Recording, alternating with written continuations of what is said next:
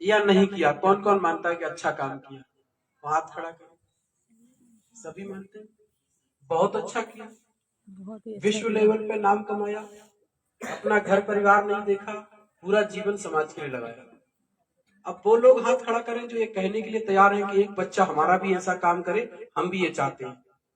अच्छा काम है तो करना चाहिए। एक बेटा हमारा भी समाज के लिए जीवन लगा दे, हमें कोई आपत्ति नहीं है। वो अपना पूरा जीवन इस समाज के आंदोलन के लिए लगाए तो हमें कोई आपत्ति नहीं। जब तक आप में ये भाव पैदा नहीं होगा, मैं लिख कर दे रहा हूं, इस समाज का कुछ नहीं हो सकता। ये समाज की जो विडंबना है, ये मुर्दों की जयंतियां मनाती है, मुर्दों के जय जयकारे लगाती है।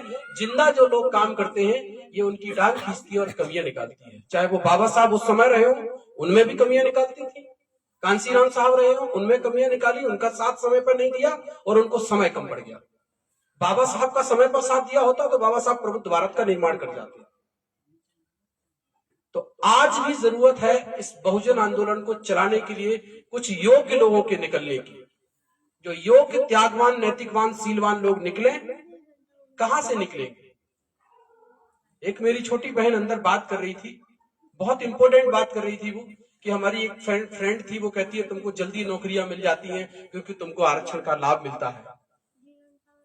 दूसरा हमारे भाई ने बोला कि हमारे नौजवान बच्चे आते नहीं है। उसका कारण क्या है? उसका कारण है, मैंने देखा है सिख लोग प्रतिदिन, चाहे बेटा उनका कलेक्टर की तैयारी कर रहा हो, वो शाम को गुरुद्वारे जरूर ले जाते हैं अपने बेटे को, इसलिए उनमें धार्मिक आस्था होती है। मैंने ईसाई लोगों को देखा है इसी शिवपुरी में, हर संडे के दिन अपने पूरे परिवार के साथ चर्च में जाते हैं और वहां 1 घंटे वो अपनी जो भी उनकी आराधना होती है वो करते हैं और समाज के लिए बच्चे उनके समर्पित हो ऐसा संदेश देते हैं। हमारे लोग क्या करते हैं बताइए? कोई त्योहार है महीने का ऐसा जिसमें हम बेटे को, बेटी को बोले कि चलो आज बहुत इंपॉर्टेंट दिन है, आपको वहां चलना है, सुनना है, समझना है? नहीं, वो तो एक बार सुन लिया, सीख गया। तो ये सिख लोग, ईसाई लोग, बौद्ध लोग, जितने भी लोग हैं वो पागल लोग हैं जो हर संडे को अपने बच्चों को लेकर जाते हैं फैमिली के साथ। एक दिन से कोई परिवर्तन नहीं आता। संस्कार डेवलप करने पड़ेंगे हमको। तो ये बहन हमारी कह रही थी, मैं उस बहन की बात को पूरा करना चाहता हूं कि बाबा साहब भीमराव अंबेडकर क्या चाहते थे। बाबा साहब भीमराव अंबेडकर देश की आजादी चाहते थे। देश को उदाहरण के लिए मानूं, देश मेरा ये शरीर है, तो बताइए शरीर का प्रत्येक अंग जब स्वस्थ होगा तभी ना शरीर स्वस्थ होगा। अगर मेरा हाथ में कोई दिक्कत है तो क्या मैं स्वस्थ रह सकता हूं? मेरे पांव में कोई दिक्कत है तो स्वस्थ रह सकता हूं? तो ये देश के जो 15% लोग हैं, ब्राह्मणवादी लोग हैं, वो क्या चाहते थे कि शरीर में चेहरा सुरक्षित रहे, पेट सुरक्षित रहे, लेकिन पांव सुरक्षित ना रहे, बोले तो भी हम स्वस्थ कहलाएंगे। उदाहरण के लिए वो चाहते थे कि 15% के ठाकुर बनिया ब्राह्मण तो आजाद हो जाएं, लेकिन इस देश का जो मूल निवासी समाज है जिसको उन्होंने शूद्र बनाया, वो आजाद नहीं होना चाहिए। तो बताइए ये देशभक्ति थी कि देश के साथ धोखा था? धोखा। देश के साथ ये बहुत बड़ा धोखा था, ये देश के साथ गद्दारी थी। क्योंकि देश तभी स्वस्थ कहलाएगा जब देश का प्रत्येक नागरिक स्वतंत्र होगा, प्रत्येक नागरिक को मानवीय अधिकार मिलेंगे। तो जो लोग ये कहते हैं कि वो लोग राष्ट्रभक्त थे, बाबा साहब राष्ट्रभक्त नहीं थे, तो हमारे भाई बहनों को ये पता होना चाहिए कि बाबा साहब पूरे देश की आजादी चाहते थे, इसलिए सबसे बड़े देशभक्त बाबा साहब भीमराव अम्बेडकर थे, गांधी और उनके चेले नहीं थे। वो तो आधे देश को क्या, वो 75% देश को गुलाम बना के रखना चाहते थे। तो बताइए ऐसे लोग देशभक्त हो सकते हैं क्या? और दूसरी बात जो महत्वपूर्ण है कि बाबा साहब भीमराव अंबेडकर ने क्या किया। बाबा साहब ने कहा कि अगर हाथ में कोई तकलीफ है तो पहले हाथ का इलाज किया जाना चाहिए। तो जब हाथ स्वस्थ हो जाएगा तो शरीर स्वस्थ होगा। तो जो लोग हमारे सामाजिक रूप से, शैक्षणिक रूप से पिछड़े हुए थे, और पिछड़े नहीं थे, पछाड़े गए थे। किसने पछाड़े थे?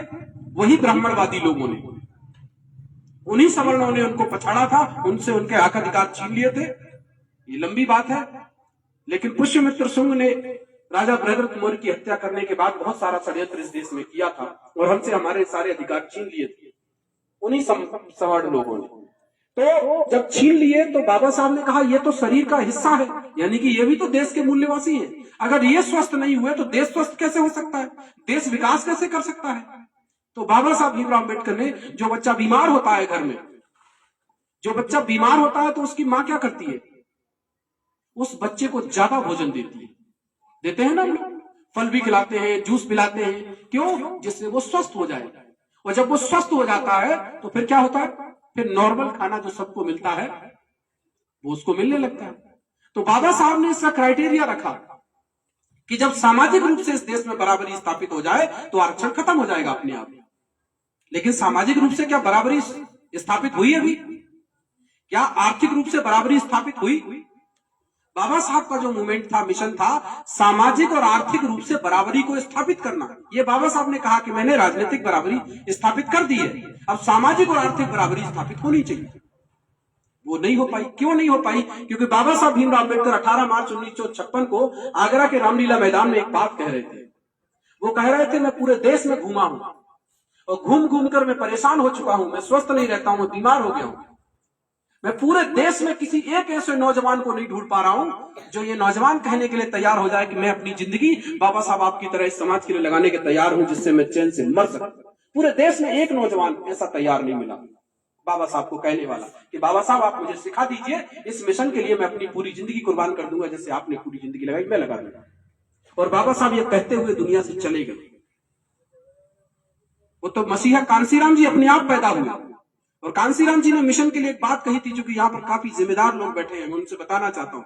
कांसीराम साहब कहते हैं, मिशन आपका जब तक कामयाब होगा जब तक पढ़े लिखे लोग अपने बच्चों को तैयार करते रहेंगे इस मिशन के लिए। ये मिशन चलता रहेगा। जिस दिन पढ़े लिखे लोग स्वार्थी लालची हो गए, उन्होंने अपने बच्चों को केवल नौकरियों के लिए, पेट भरू नौकरियों के लिए और बड़े बड़े पदों पर पहुंचाने के लिए, केवल व्यापार करने के लिए तैयार किया, तो ये समाज गुलाम हो जाएगा। और आगे उन्होंने लिखा, बाबा साहब ने कहा, जिस समाज का बुद्धिजीवी वर्ग समाज के प्रति बेईमान हो जाए, उदासीन हो जाए, उस समाज को कोई भी व्यक्ति कितना भी बड़ा नुकसान पहुंचाए। उनके शब्द कुछ और हैं, बहुत कड़वे हैं बाबा साहब के। तो बाबा साहब ने क्या कहा कि हमारे पढ़े लिखे लोगों की यह जिम्मेदारी है कि वो अपने बच्चों को ये बात समझाएं कि तुमको नौकरी में आने के बाद सामाजिक परिवर्तन के लिए काम करना है और अपनी जिम्मेदारी निभाना है। लेकिन हमारे पढ़े लिखे लोग क्या करते हैं? बच्चों से बोलते हैं कि तुमको सामाजिक मीटिंग में नहीं जाना है, तुमको किसी कार्यक्रम में नहीं जाना है। मैं अपने आप को देखता हूं कि मैंने पढ़ाई भी की, मेडिकल कॉलेज से पढ़ाई की और 75% पांचों सब्जेक्ट में गोल्ड मेडल लेकर पास हुआ हूं और सारे सामाजिक कार्यक्रमों में जाता था। मेरी जीवन साथी फर्स्ट ईयर से एमबीबीएस की स्टूडेंट थी, तब से उन्होंने सामाजिक कार्यक्रमों में आना शुरू किया और एमबीबीएस की पढ़ाई भी कर ली और आपके सुप्रीम मेडिकल कॉलेज में नौकरी भी कर रही है। तो जिनको ये लगता है कि बच्चे सामाजिक कार्यक्रमों में जाएंगे वो पढ़ नहीं पाएंगे, तो ये आपका मानसिक दिवालियापन है। क्योंकि सिखों के बच्चे जब गुरुद्वारे में जाकर भी कामयाब हो सकते हैं, मुसलमानों के बच्चे मस्जिद में जाकर कामयाब हो सकते हैं, तो महीने में 2 महीने में एक आध बार अगर बच्चा मीटिंग में आ जाएगा तो मुझे नहीं लगता कि उसके जीवन में नाकामयाबी होने वाली है। तो हमने ये विचार अपने बच्चों में नहीं डाले, अगर उनमें ये संस्कार नहीं डाले तो कलेक्टर भी बनेंगे, एसडीएम भी बनेंगे, विधायक भी बनेंगे, सांसद भी बनेंगे, डॉक्टर भी बनेंगे, लेकिन वो समाज के काम नहीं आएंगे। अभी शिवपुरी मेडिकल कॉलेज की स्थिति बता रहा हूं, यहाँ लगभग 40 डॉक्टर हैं हमारे। बाबा साहब की जयंती का जब काम समय आया तो जब हम जयंती बनाने के लिए गए, वहां बात की लोगों से, खन्ना भैया साथ में थे। पूरे मेडिकल कॉलेज में एक डॉक्टर की इतनी हिम्मत नहीं थी जो ये कह दे कि मैं जयंती मननी चाहिए। अरे साहब बड़ा डर लगता है, आरएसएस के लोग हैं, जीवन हमारा व्यर्थ हो जाए। गजब की बात है, शर्म आनी चाहिए। तो डॉक्टर बन गए जिस व्यक्ति की वजह से, उसकी जयंती मनाने के लिए आपको शर्म आ रही है। लेकिन हमने हिम्मत नहीं हारी, हम लोगों ने कंट्रीब्यूट किया, लोगों को इकट्ठा किया। जो हमारे 5-7 लड़के ग्वालियर मेडिकल कॉलेज से पढ़कर आए हैं, उनसे बात की, पूरे कॉलेज में गए और लास्ट में फिर हम लोगों ने तय किया कि जयंती तो मनेगी, चाहे कैसी भी मनेगी। तो आप सोच लीजिए, अगर ऐसे आपने औलाद आपने पढ़ा लिखा कर डॉक्टर इंजीनियर बना भी दी तो बताइए वो किसी काम की है? और बाबा साहब की जयंती बनाकर हम बाबा साहब के ऊपर एहसान नहीं कर रहे हैं, हम कृतज्ञता व्यक्त कर रहे हैं कि लोगों को ये पता लगे कि बाबा साहब भीमराव अम्बेडकर ने अपनी पूरी जिंदगी लगाकर संविधान बचाया, उस संविधान को बचा रहे। बताइए, संविधान बचा रहेगा तो बाबा साहब को कुछ मिलेगा कि हमारी औलादों को मिलेगा? किसके लिए संविधान बचाना है? बाबा साहब के लिए कि अपने लिए?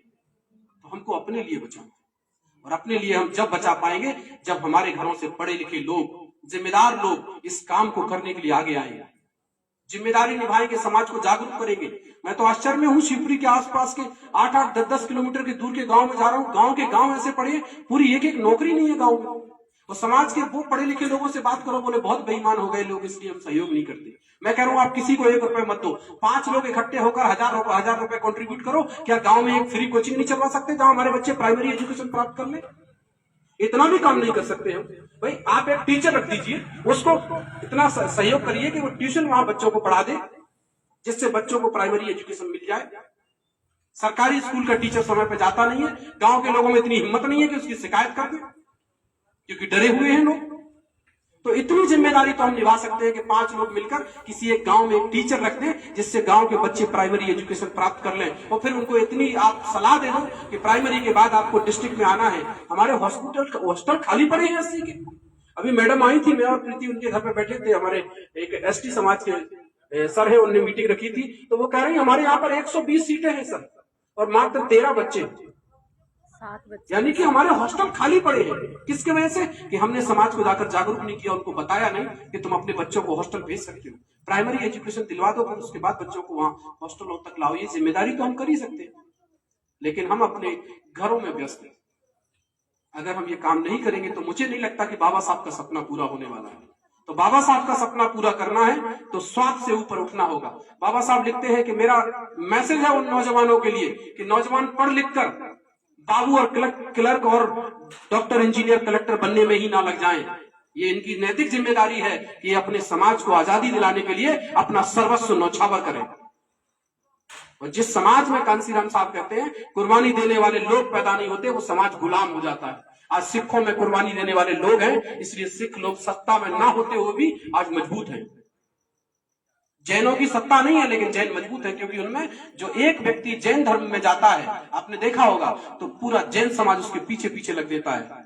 लेकिन हमारा समाज, जो व्यक्ति अपने जीवन की कुर्बानी देकर भी निकलता है, पहले 20 साल तो उसके ऐसे खपा देता है, उसको रगड़ता है जमीन में जब तक वो दफन ना हो जाए, आधी उम्र उसकी ऐसे ही निकाल देता है। फिर कहता है जब तक उसका बुढ़ापा आ जाता है वो दुनिया से चला जाता है, फिर उसके लिए कैंडल लगाते हैं, मूर्तियां लगाते हैं। तो मेरा आप लोगों से निवेदन है कि समाज में पढ़े लिखे नौजवान लोग निकालिए और उनको ये सामाजिक जिम्मेदारी के लिए बोलिए। डॉक्टर, इंजीनियर, मास्टर, कलेक्टर बनाना जरूरी है, लेकिन केवल यही बनाना है, सामाजिक आंदोलन नहीं चलाना है, ये ठीक बात नहीं है। प्रत्येक व्यक्ति अपनी जिम्मेदारी तय करे। बाबा साहब की जयंती के दिन ये फैसला करके जाए कि 7 दिन में एक दिन आप किसी न किसी गांव में जरूर जाएंगे, अपनी बहन बेटियों को, अपने बच्चों को शिक्षा के बारे में, संविधान के बारे में जागरूक करेंगे। तो बताओ ये कितना आसान काम था, आसानी से कर सकते हैं। तो जो हमारी बहन बोल रही थी, तो बाबा साहब देश के सबसे बड़े राष्ट्रभक्त थे, और जो आरक्षण हमको मिला है वो इसलिए मिला है क्योंकि उनका बच्चा सिंधिया स्कूल में पढ़ता है और हमारा बच्चा सरकारी स्कूल के कटोरा वाले में पढ़ता है, उसकी वो आपस में तुलना नहीं हो सकती। तो रिजर्वेशन हमको केवल काय के लिए मिलता है? प्रवेश के लिए मिलता है। क्या एमबीबीएस में कोई रिजर्वेशन है पढ़ाई में? केवल प्रवेश के लिए रिजर्वेशन है, क्योंकि प्रवेश में तुम्हारे लोग बैठे हुए हैं, तुम हमारे लोगों को प्रवेश नहीं करने देते हो। जब हम एमबीबीएस की पढ़ाई करते हैं या इंजीनियरिंग की पढ़ाई करते हैं, पढ़ाई में कोई आरक्षण है क्या? 50% पे वो भी पास होते हैं, 50% पे हमारा भाई बहन भी पास होता है। किसी भी कॉलेज में चले जाइए, बीए कर रहे हो, बीएससी कर रहे हो, एलएलबी कर रहे हो, बताओ उसमें कोई आरक्षण है? 33 नंबर पे वो भी पास होते हैं, 33 नंबर पे आप भी पास होते हो। तो आरक्षण केवल प्रवेश के लिए है और आपने हमारा प्रवेश रोक रखा था। योग्यता में हम कम नहीं है। अगर योग्यता में हम कम होते तो देश में टीना डाबी जैसी बहन टॉप नहीं करती। उसके पास मौका था, उसके पिताजी, उसकी माताजी दोनों क्लास 1 ऑफिसर थी, उनको मौका मिला तो देश की टॉपर बनी। बाबा साहब भीमराव अम्बेडकर जो इस समाज में पैदा हुए, विश्व के विद्वान बने क्योंकि उनको मौका मिल गया। साहू जी महाराज की वजह से और सयाजीराव गायकवाड़ महाराज की वजह से वो विदेश में पढ़ने चले गए। हमारे लोगों के पास मौका नहीं है, इसलिए हमको मौके के लिए रिजर्वेशन की जरूरत है। और जब हमको बराबरी का मौका मिलने लगेगा, हम तो रिजर्वेशन मांगने वाले नहीं, देने वाले बनेंगे, जो हमारे काशीराम साहब चाहते थे। तो इसीलिए आप लोगों से मेरा यही निवेदन है कि एक और मैं आप लोगों से निवेदन करना चाहता हूं, संडे का दिन आप लोग तय करें, भले ही 1 घंटे के लिए आए। आप बुद्ध विहार हर संडे आना शुरू करें, आधे घंटे के लिए आए, वंदना करें और अपने घर चले जाएं, और फैमिली के साथ आए, जिससे बच्चों में संस्कार पैदा होगा। संडे के दिन आए, 1 घंटे का समय निश्चित कर लें, 8 बजे आना है, 9 बजे आना है, 7 बजे आना है। बाबा साहब के आज परिनिर्वाण दिवस पर आप ये संकल्प लेकर जाएं कि जिससे हमारे बच्चों में भी ये संस्कार पैदा हो। हमारे बिहार खाली पड़े रहते हैं, संडे के दिन भी हम लोग नहीं आते, तो संडे के दिन आधे घंटे का समय। आप कोई चर्च खाली देखते हैं संडे के दिन? कोई गुरुद्वारा खाली देखते हैं? कोई मंदिर खाली देखते हैं? लेकिन हमारे बिहार खाली पड़े रहते हैं। तो हम ये संस्कार अपने बच्चों में डालें कि बुद्ध विहार के दिन हम आए, संडे के दिन हम आएंगे, 1 घंटे के लिए, आधे घंटे के लिए यहाँ वंदना करेंगे समय पर, और वंदना करने के बाद हम लोग अपने अपने घर जाएंगे। तो बच्चों में संस्कार पैदा हो जाएंगे, और जब संस्कार बच्चों में पैदा हो जाएंगे तो वो यही संस्कार अपने बच्चों में भी डालेंगे।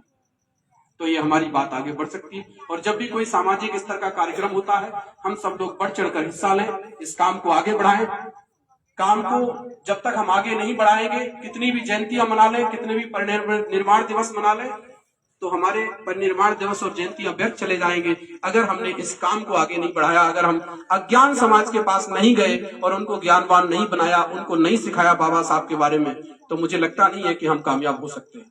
तो और हमारे अकेले के भी करने से नहीं बनेगा। हम लोग जा रहे हैं अभी गांव गांव, तो हमारे अकेले के जाने से बात नहीं बनेगी, सब लोगों को निकलना होगा।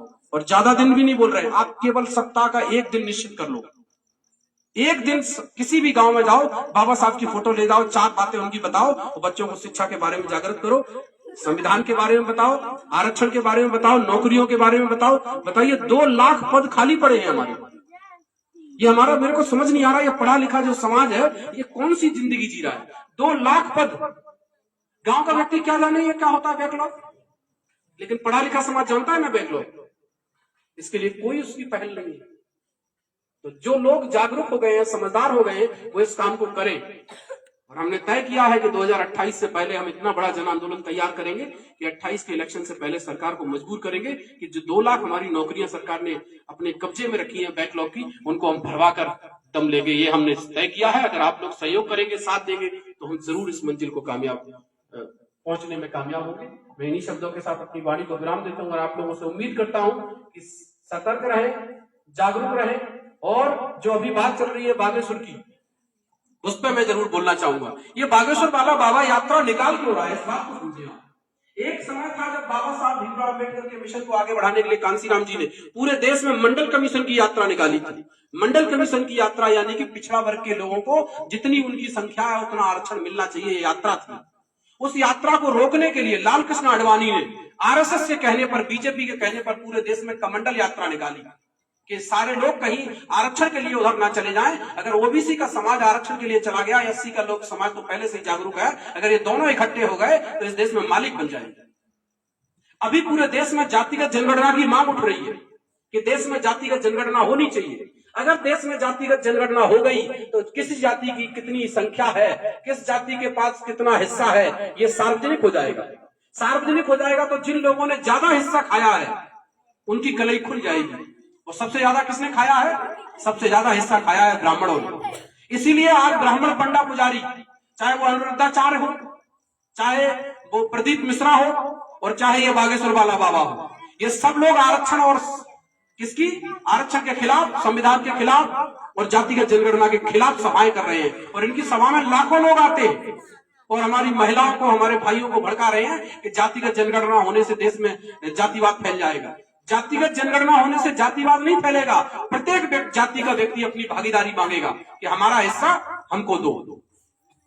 इसलिए वो इसको दबाने के लिए पूरे देश में वो यात्राएं कर रहे हैं और उनके पास सब कुछ है, तब वो नंगे पांव पैदल पैदल घूम रहे हैं। और हमारे पास कुछ भी नहीं है, तब भी हम सप्ताह में 1 दिन का समय निकालने के लिए तैयार नहीं। तो ये समय है, समाज में जागरूकता आ रही है। और जातिगत जनगणना अगर हो गई देश में तो आप समझ लो कि इस देश में जिन्होंने हक खाया है उनके बुरे दिन शुरू हो जाएंगे। तो जब भी जनगणना वाला मुद्दा आता है तो जातिगत जनगणना ना हो तो आपको जनगणना में शामिल नहीं होना है, बहिष्कार कर देना है ऐसी जनगणना का कि देश में जातिगत जनगणना होगी तो ही जनगणना होने देंगे, नहीं तो हम जनगणना नहीं होने देंगे। फिर क्या होगा जब जनगणना होगी, क्योंकि पिता की संपत्ति संख्या के अनुपात में बढ़ती है तो देश की संपत्ति भी संख्या के अनुपात में बढ़ेगी। लेकिन पहले संख्या गिनी तो जाए, संख्या गिनी ही नहीं जा रही है। और हमारे एससी में आपस में झगड़ा कराने के लिए हम ये भी चाहते हैं कि प्रत्येक जाति की गिनती हो एससी में भी। जो वाल्मीकि समाज को ढंग से लड़ाया जा रहा है किस बात पर कि वो जाटव लोग ज्यादा आरक्षण खा जाते हैं। अरे ज्यादा खा जाते तो 2 लाख पद खाली कहां से आते? ये कौन समझाएगा हमारे लोगों को जाकर कि अगर जाटवों ने आरक्षण ज्यादा खा लिया होता तो फिर ये 2 लाख बैकलॉग के पद कैसे पड़े होते? यानी कि अभी सबके बच्चे फार्म डालते हैं तब भी हमारे बैकलॉग के पद खाली पड़े हैं। जब इसमें से कुछ लोगों को बाहर निकाल दिया जाएगा तो फिर क्या होगा? फिर तो पूरे ही पद खाली चले जाएंगे। जैसे ओबीसी के लोग अभी मात्र 4% क्लास 1 की नौकरियों में आ पाए हैं और आरक्षण है उनका 27%। तो 23% कौन खा रहा है? वही सामान्य वर्ग के लोग खा रहे हैं और खास तौर में ब्राह्मण लोग खा रहे हैं। तो वैसे ही वो चाहते हैं कि SC ST का भी हम पूरा आरक्षण खा जाए अगर इनके योग्य लोगों को बाहर कर दिया जाए। तो ये बात हमको समझानी पड़ेगी, अपने लोगों को जाना पड़ेगा, और समझा लेंगे तो हमारी समस्या का समाधान हो सकता है। तो बहुत बहुत धन्यवाद, आज आप लोगों ने यहाँ पर इतना जरूरी इंपोर्टेंट समय दिया। बाबा साहब के परिनिर्वाण दिवस पर हम ये संकल्प लेकर जाएं कि बाबा साहब के अधूरे काम को पूरा करने के लिए अपना समय, अपनी बुद्धि, अपना हुनर लगाएंगे।